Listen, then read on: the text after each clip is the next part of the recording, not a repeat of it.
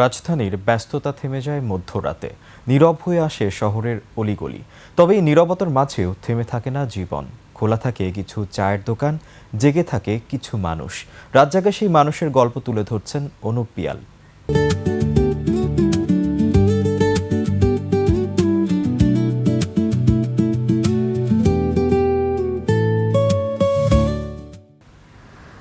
রাজধানীর মধ্যরাত, চারপাশে নীরবতা, প্রায় জনশূন্য রাস্তাঘাট। তবে এই জনশূন্য রাস্তার পাশে খোলা রয়েছে চায়ের দোকান। রাতের বেলায় রিক্সা, ভ্যান কিংবা সিএনজি চালক যাত্রী পারাপারের মাঝে একটু বিরতি নেন চা পানের জন্য। কারো বিশ্বাস চা খেলে ঘুম কেটে যায়, আবার কারো বিশ্বাস চা না খেলে ঘুমই আসে না। এমনই একজন পরিবহন শ্রমিক তোফাজ্জল মিয়া। চা না খাইলে আমার ঘুম হয় না, মানে অনেকের আছে চা খাইলে ঘুম হয় না, আমার চা না খাইলে ঘুম হয় না। চা না খাইলে তো চলতে পারি না, মনে করেন ঘুমায় পরে পরিশ্রম করি তো রং চাটা খাই বেশি, আর রাত্রে দুধ চা খাই। রাজধানীর মোড়ে মোড়ে অস্থায়ী সব দোকানের বেশিরভাগ কাস্টমারই পরিবহন সংশ্লিষ্ট। চিনি আর আদার ঝাঁজে তৃপ্তি খোঁজেন তারা। হয়তো ঘুমাইতে আরো দেরি হবো, চা খাইছি ঘুম ভাঙানির জন্য। চা আসলে একটা নেশা জাতীয় জিনিস হয়ে গেছে আমাদের। যেমন অনেকে আছে ধূমপান করে, ধূমপান যেমন একটা নেশা, চাটা এমন একটা জিনিস হয়ে গেছে। বেশিরভাগ রাত্রেবেলা আসে, এই এলাকার লোকজন আসে চাটা খেতে, সবাই চলে যায়। লেবাররা আসে, কৃষিমাগের লেবার আছে, এরা আসে।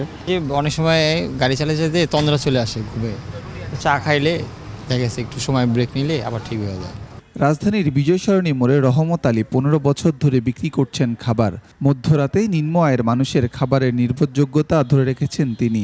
আমার ডিউটি শেষ হতে দেরি হয়েছে, যার কারণে হোটেল বন্ধ করেছে। যে হোটেলে আমি ভাত খাই, হোটেল বন্ধ করে দিচ্ছে, তো খাইতে তো হবে, এই জন্য আর কি এখানে খাইতেছি। তাছাড়া ওনার খাবারটা আলহামদুলিল্লাহ খুবই ভালো। এখানে আমার কাছে আসলে মধ্যস্থানীয় লোকে বেশি আইয়ে, আর এলাকার কিছু পোলাবাইন আছে খুব ভালো, ওরাও আসে।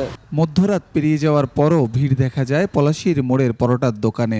রাত হলেই জেগে ওঠে এই অস্থায়ী হোটেল। বিশ্ববিদ্যালয়ের শিক্ষার্থী থেকে শুরু করে রিক্সা চালকদের কাছে জনপ্রিয় এই পরোটা সবজির দোকান। বলে যে আমি আমার কাছে প্রায় খাই, আমি ঢাকা ভার্সিটির। সো এখন দেখা যায় তো রাত অনেক বাজে, 2:30টার বেশি বাজে। সো এখন আশেপাশে খাবার পাওয়াটা খুবই টাফ। তো এই জন্য যখন প্রয়োজন হয় রাতে আসি মামার কাছ থেকে, এখানে এসে খেয়ে যাই।